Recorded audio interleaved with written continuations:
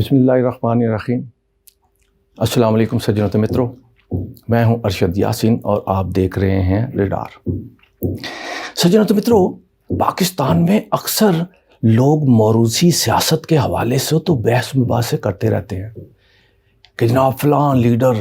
کے بعد اس کا بیٹا آ گیا، فلاں لیڈر تھا اس بعد اس کی بیٹی آ گئی، جس کا بیٹا اور بیٹی نہیں آئی اس کے نواسے نواسیاں آ گئے۔ اور یار یہ سارے معاملات موروثی سیاست پہ ہمیشہ پاکستان میں ایک بحث رہی ہے، اور زیادہ تر لوگوں کا یہ خیال ہے کہ پاکستان کے زیادہ تر مسائل بنے اس لیے ہیں کہ نااہل اولادیں جو ہیں وہ وارث بنی ہیں، اور وارث بنتے ہی اقتدار میں بھی آتی رہی ہیں، اس لیے کام کچھ ہوا ہی نہیں ہے۔ یہ موروثی سیاست۔ لیکن پاکستان میں ایک اور اہم معاملہ جو ہے، جو آج تک جس پہ بحث نہیں ہو سکی، جس پہ باتیں نہیں ہو سکی، وہ ہے کہ پاکستان کے داماد راجہ جو ہیں وہ بھی اب کیا کیا گل کھلاتے رہے، اور پاکستان کی سیاست میں دامادوں کا کیا کردار رہا۔ آج میں آپ کے سامنے وہ رکھوں گا کہ پاکستان کی سیاست میں داماد راجاؤں کے کیا کردار رہے ہیں۔ اور اس کے لیے میں سب سے پہلے تو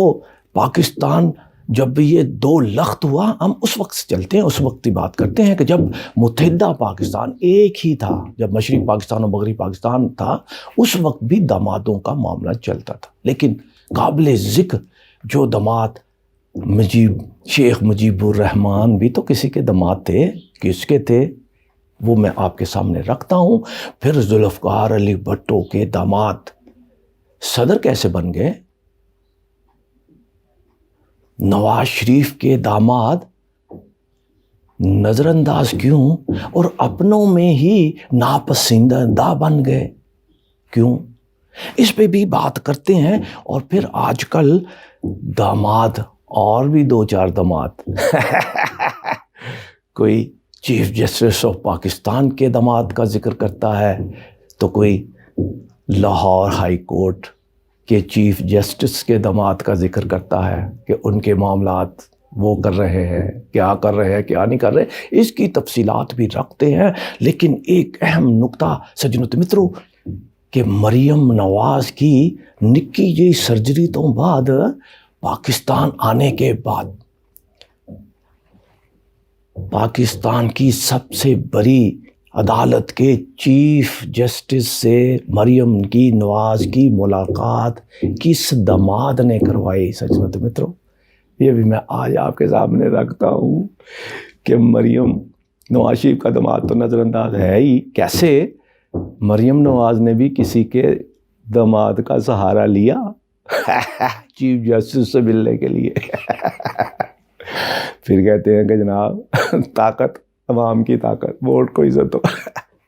یہ تفصیلات میں آپ کے سامنے رکھتا ہوں۔ سجنوں متروں، جب پاکستان متحدہ پاکستان تھا تو اس وقت یہ حالات پاکستان میں تھے کہ ہر 2 مہینے بعد وزیر اعظم تبدیل ہو جاتے تھے، کسی کو نکال دیا جاتا تھا، کوئی استعفیٰ دے دیتا تھا، کچھ ہوتا تھا۔ اس میں چند جو بڑے نام تھے، اس میں ایک حسین شہید سہروردی کا نام بہت عزت اور احترام سے ان کا نام لیا جاتا ہے۔ ان کے اقدامات اور ان کے فیصلے انتہائی پیشہ ورانہ اور ان کے اندر رہ کر، لیکن جب ان کے بعد ان کے داماد شیخ مجیب الرحمان نے اس کی پارٹی کو سنبھالا، موروثی سیاست شروع ہوئی، تو داماد کے حصے میں عوامی لیگ آئی، تو پھر پاکستان، مشرقی پاکستان اور مغربی پاکستان کے اندر اس طرح کے حالات پیدا ہوئے کہ نفرتوں کے بیچ پڑ گئے۔ بہرحال انتخابات ہوئے تو حسین شہید سہروردی کے داماد کی پارٹی نے متحدہ پاکستان میں سب سے زیادہ نشستیں حاصل کی، 123 نشستیں۔ اس کے مقابلے میں مغربی پاکستان میں ذوالفقار علی بھٹو کی پارٹی نے صرف 82 نشستیں حاصل کی، مشرقی پاکستان سے ایک بھی نشست حاصل کرنے میں کامیاب نہ ہوئے۔ لیکن پھر حصول اقتدار کا ایسا چکر چلا کہ لوگ اتنے لالچی اور بے حس ہوئے کہ پاکستان تک کا 2 لخت کر دیا، سکوت ڈاکہ ہو گیا صرف اقتدار کی وجہ سے۔ اکثریت کو اقتدار نہ ملا، اقلیت نے زبردستی اقتدار پر قبضہ کر لیا۔ اب اقتدار، اکثریت اور اقلیت کے شور سے یہ جو معاملہ دامادوں کا شروع ہوا سجنوں تو متروں، یہ شیخ مجیب الرحمن سے شروع ہوا۔ کہتے ہیں کہ اگر اس نے اکثریت حاصل کی تھی تو اس کا حق تھا پاکستان کا وزیر اعظم بننا، لیکن سازشیں ایسی ہوئیں کہ اقلیت والوں نے خود وزیر اعظم بننے کے لیے پاکستان توڑ دیا۔ اس کے بعد جس نے اس پاکستان کو توڑنے کا، دو لخت کرنے کا شیخ مجیب الرحمن کے ساتھ جس دوسرے وزیر اعظم کا نام لیا جاتا ہے وہ ہے ذوالفقار علی بھٹو۔ کہتے ہیں کہ اگر وہ ہارنے کے بعد اپوزیشن لیڈر بن جاتے تو پاکستان نہ ٹوٹتا۔ سجنوں میں تو یہ تاریخ کا حصہ ہے، اس میں آپ اختلاف بھی کر سکتے ہیں، اس میں آپ جو ہے اتفاق بھی کر سکتے ہیں، لیکن آج ہم دامادوں کی بات کرتے ہیں۔ پھر ایک وقت آیا کہ ذوالفقار علی بھٹو کی بیٹی بے نظیر اقتدار میں آئی، پارٹی کو سنبھالا، لیکن کیونکہ بات ہم نے دامادوں کی کرنی ہے تو پھر ذوالفقار علی بھٹو کا داماد آصف زرداری صدر کیسے بن گیا؟ کہتے ہیں کہ بھٹو کو پھانسی دینے کے بعد طاقتور قوتوں نے بڑی کوشش کی کہ پیپلز پارٹی کو توڑا جائے، پھانسیاں، لوگوں نے اپنے آپ کو جلایا، احتجاج، تحریک کے،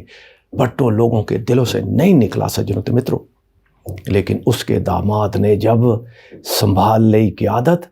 تو پھر وہ ذوالفقار علی بھٹو کی وہ پارٹی، اور جس کو بے نظیر کے دور میں کہتے تھے کہ چاروں صوبوں کی زنجیر، آج اس حالت میں ہے کہ سندھ کے مضافاتی علاقوں تک ہی محدود رہ گئی ہے۔ شہری علاقوں میں جو ہے وہ نہیں ہے، لیکن مضافاتی علاقوں میں وڈیروں کی سیاست بن کر رہ گئی ہے سجنوں تو متروں۔ آصف علی زرداری ذوالفقار علی بھٹو کے داماد۔ اب سجنوں تو متروں اس کے بعد ہم چلتے ہیں تو تیسری قیادت لوگوں نے ساتھ پیپلز پارٹی کو اینٹی پیپلز پارٹی کی بنیاد پر نواز شریف کو آگے لائے، پنجاب سے اسٹیبلشمنٹ میں بھرپور ساتھ دیا۔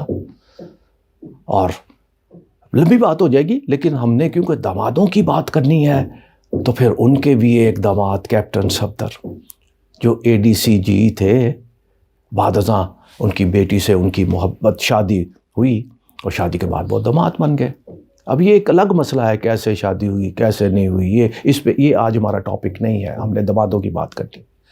لیکن بہت عرصہ یہ کیپٹن صفدر جو ہے وہ نظر انداز ہی کیے گئے۔ مریم کے ساتھ کبھی باتیں آتی تھی یہ سیپریشن ہو گئی ہیں، کسی نے کہا جی طلاق ہو گئی، کسی نے کہا کچھ ہو گیا، کسی نے کچھ ہو گیا، لیکن الگ الگ معاملات۔ لیکن جیسے ہی اب نواز شریف کی حکومت نکلی اور جب بیانیہ مجھے کیوں نکالا اور عوام کو ووٹ کو عزت دو، تو مریم جب میدان میں اتری تو پھر باڈی گارڈ کے طور پہ کیپٹن صفدر کو بھی لوگوں نے دیکھا۔ لیکن کیپٹن صفدر نے ایسا کیا کہ اپنی ہی پارٹی میں ناپسندیدہ ہو گئے۔ اب مریم کو بھی اپنی زیر صدارت اجلاس میں یہ فیصلہ کرنا پڑا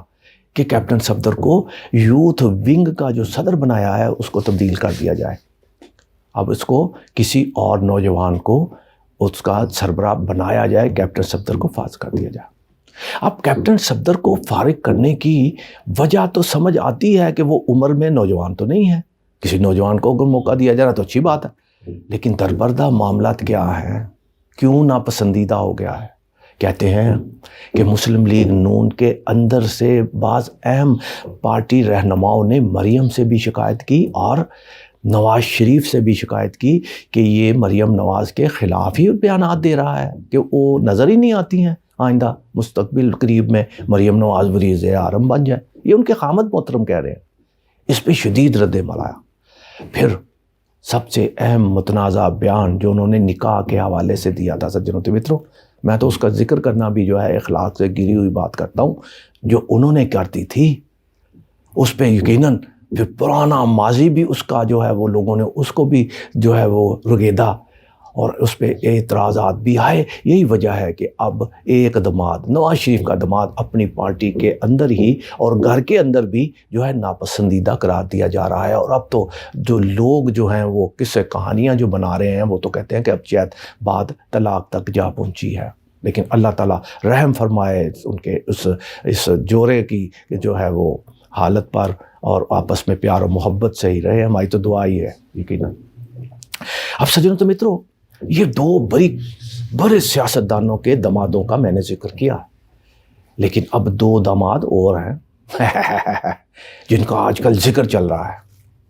مریم نواز تو اٹھتے بیٹھتے، بلکہ اب پارٹی ورکرز جو اجلاس ہوتے ہیں اس میں بھی لاہور ہائی کورٹ کے چیف جسٹس کو تانے دیتی ہیں، اور یہ ایماندار ججز اور عمران دار ججز جو ہیں،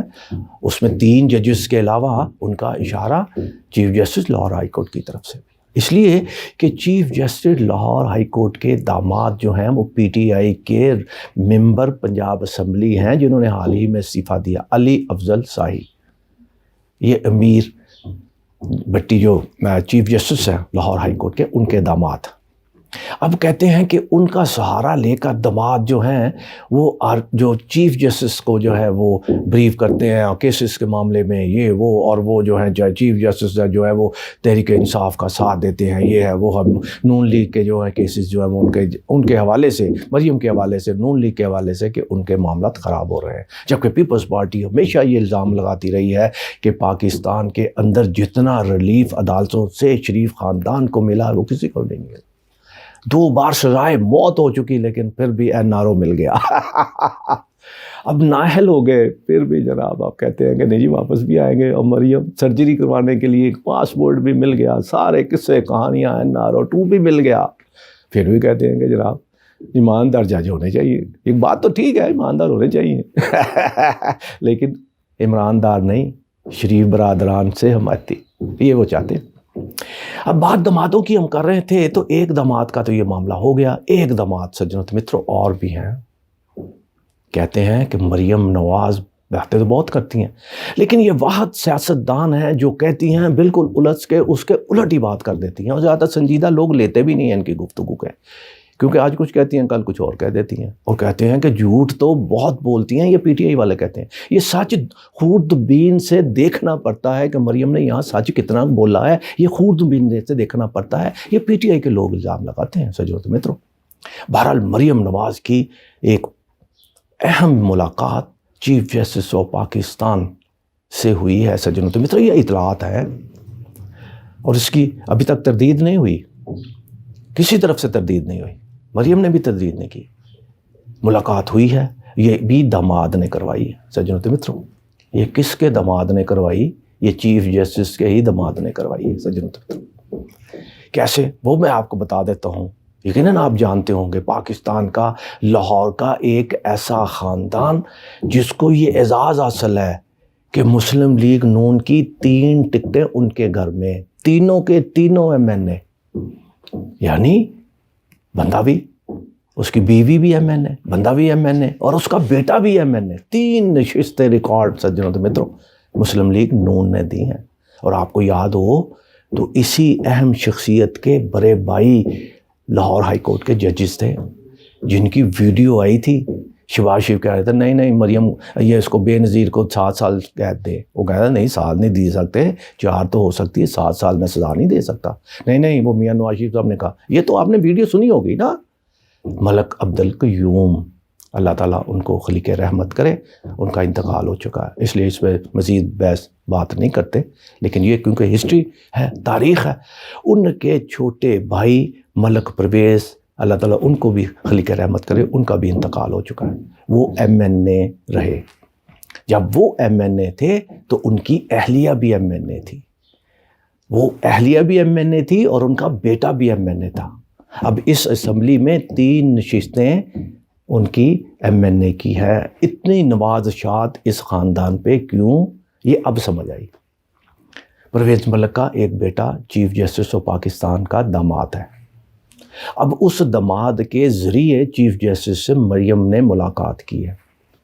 سجنوں سے متروں آگے قصے کہانیاں ہیں، کچھ لوگ یہ کہتے ہیں کہ مریم نے ان سے یہ درخواست کی تھی کہ آپ عدالتوں کے معاملات کو کنٹرول کیجئے، اور خصوصی طور پہ آپ یہ جو 2 اسمبلیاں تحلیل ہوئی ہیں اس کے انتخابات کے معاملے میں ہمارے موقف کا ساتھ دیجئے، یہ بات ان سے ہوئی، لیکن ذرائع یہ کہتے ہیں کہ انہوں نے اس معاملے میں نہ ہاں کی نہ ہی نہ کی، خاموش رہے۔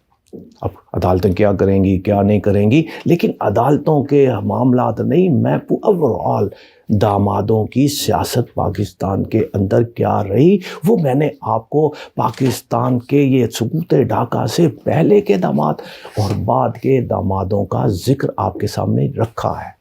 کہ پاکستان کے اندر موروثی سیاست کے ساتھ ساتھ یہ داماد راجاؤں کا بھی راج رہا ہے جو اب تک جاری و ساری ہے۔ سجنت مترو، یہ سارے معاملات اپنی جگہ پہ، لیکن ہمیں دعا یہ کرنی چاہیے کہ اللہ تعالی ہم سب کو یہ توفیق دے کہ ہم آئین کے مطابق فیصلے کرنے اور وہ فیصلے کرنے کی اللہ تعالیٰ ہمیں توفیق دے جو پاکستان کے لیے اور پاکستان کے عوام کے لیے بہتری اور خوشحالی لائے۔ سجنت مترو، اپنا بہت خیال رکھیے گا۔ پاکستان زندہ باد۔